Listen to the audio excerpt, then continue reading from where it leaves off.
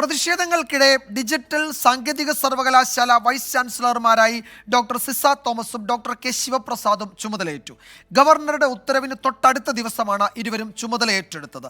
നിയമനത്തിൽ തനിക്ക് പൂർണ്ണ അധികാരമുണ്ടെന്നും കോടതി വിധി അനുസരിച്ചാണ് തീരുമാനമെടുത്തത് എന്നുമാണ് ഗവർണറുടെ പ്രതികരണം.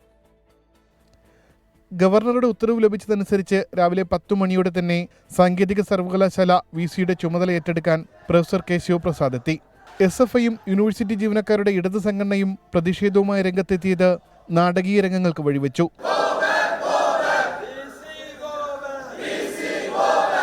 പ്രതിഷേധങ്ങൾക്കിടെ കെ ശിവപ്രസാദ് KTU താൽക്കാലിക വിസിയുടെ ചുമതല ഏറ്റെടുത്തു. പേടിച്ച് പ്രവർത്തിക്കുന്ന ശൈലി തനിക്കില്ലെന്നും പ്രതികരണം.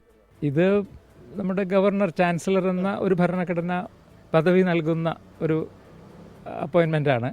അതിൻ്റേതായിട്ടുള്ള എല്ലാവിധ ഗാംഭീര്യവും ഉണ്ട്. അത് നിലനിർത്തി പോരുക. ഡിജിറ്റൽ യൂണിവേഴ്സിറ്റി വിസിയായി സിസ തോമസും രാവിലെ 11 മണിയോടെ ചുമതലയേറ്റു. സാങ്കേതിക സർവകലാശാലയിലെ പ്രതിഷേധങ്ങൾ ഡിജിറ്റൽ യൂണിവേഴ്സിറ്റിയിൽ ഉണ്ടായില്ല.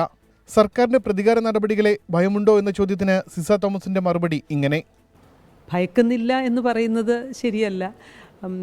അങ്ങനെ ഒരു പ്രതികൂല ഒരു സാഹചര്യം വരരുത് എന്ന ആഗ്രഹമുണ്ട്. ചെയ്യുന്നത് നല്ല കാര്യമാണെങ്കിൽ അത് അംഗീകരിക്കാൻ സാധിക്കണം എന്നുള്ളതാണ് എൻ്റെ ഒരു അപേക്ഷയും പ്രതീക്ഷയും. വിസിയെ നിയമിക്കാൻ തനിക്ക് പൂർണ്ണ അധികാരമുണ്ടെന്നും കോടതി വിധി അനുസരിച്ചാണ് നിയമനമെന്നും governor. What I have done is, after this position was clarified by the Honorable High Court, clearly I have exercised the powers vested in me by the Act of the University and the UGC regulations. VC നിയമനത്തിനെതിരെ നിയമ നടപടിയും ഗവർണർക്കെതിരെ പരസ്യ പ്രതിഷേധങ്ങൾക്കുമാണ് CPM നീക്കം. പ്രതിഷേധങ്ങൾക്കിടെ governor 2 വിസിമാരെ നിയമിച്ച് ഉത്തരവിറക്കുകയും അത് നടപ്പാക്കുകയും ചെയ്തു. ഇനി സർക്കാരിൻ്റെ ഊഴമാണ്. സർക്കാർ നിയമ നടപടികളുമായി മുന്നോട്ട് പോകും. ഒപ്പം രാഷ്ട്രീയപരമായും നേരിടാനാണ് ഇപ്പോഴത്തെ തീരുമാനം. ക്യാമറമാൻ വിപിൻ വേളിക്കൊപ്പം ഉമേഷ് ബാലകൃഷ്ണൻ, 24 തിരുവനന്തപുരം.